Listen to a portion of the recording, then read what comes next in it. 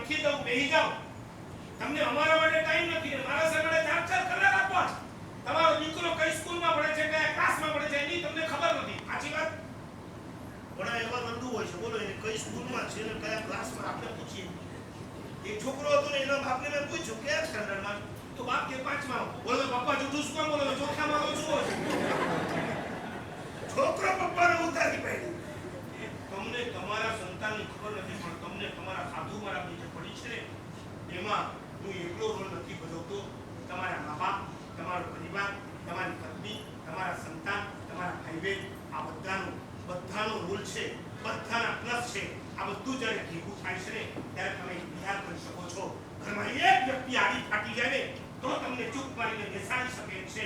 અને નિશ્ચિતપણે તમે આજે નિર્વિઘ્ને જે વિહાર કરી રહ્યા છો, કરાવી રહ્યા છો, આ બધા જ એમાં કારણ છે. એકલો જસ્તો ટોપલો હું ખાઉં એમાં મજા નથી. એવો સ્વાર્થી પણ હું નથી. બધો જ જસ તમે મને આપી દો, બધા હાર તમે મને પહેરાવી દો. આજે આ બધાને ભેગા કરો, તમારા પરિવારને ભેગા કરવાની પાછળ કારણ એક જ છે. મારે તમને ધન્યવાદ જેટલા આપવા છે એના કરતા 10 ગણા ધન્યવાદ તમારા પરિવારને આપવા છે. અને એથી આગળ કહું કે આવતીકાલે એવું પણ સાંભળવા મળશે કે બિહાર સેવામાં કોઈ યુવાનનું એક્સિડન્ટ પોસિબલ છે. સાધુ સંતના થઈ શકે. તમે સાધુ સંતને અંદર ચલાવો. તમે જ્યારે મેઇન રોડ પર ચાલતા હો તો સાધુ સંતનું થઈ શકે, તમારું ના થઈ શકે. અને એવું ક્યાંક કોકનું એક્સિડન્ટ સાંભળ્યા પછી તમારા ફેમિલી હજી સુધી તમને એમ નથી કીધું કે ફલાણાનું એક્સિડન્ટ થયું, આવતીકાલે તમારું પણ થઈ શકે એમ છે, માટે પણ આપણે નથી કીધું. કોઈને કીધું? કોઈને ક્યારે અટકાવ્યા ખરા? આ બહુ મોટી એની ખાનદારી છે.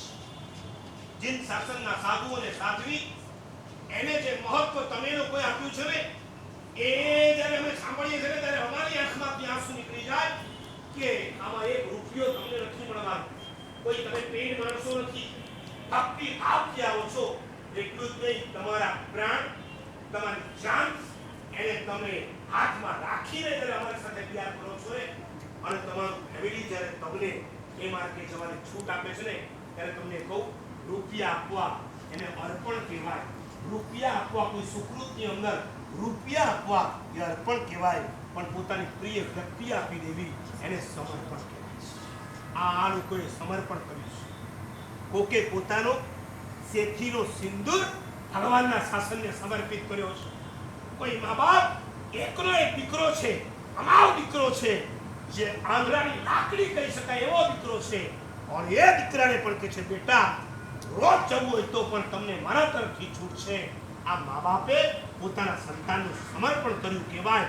આનું સમર્પણ જીન શાસનની અંદર જ જોવા મળે, બાકી ક્યાંય જોવા ન મળી શકે. તમને આજે દ્રષ્ટાંત આપીશ.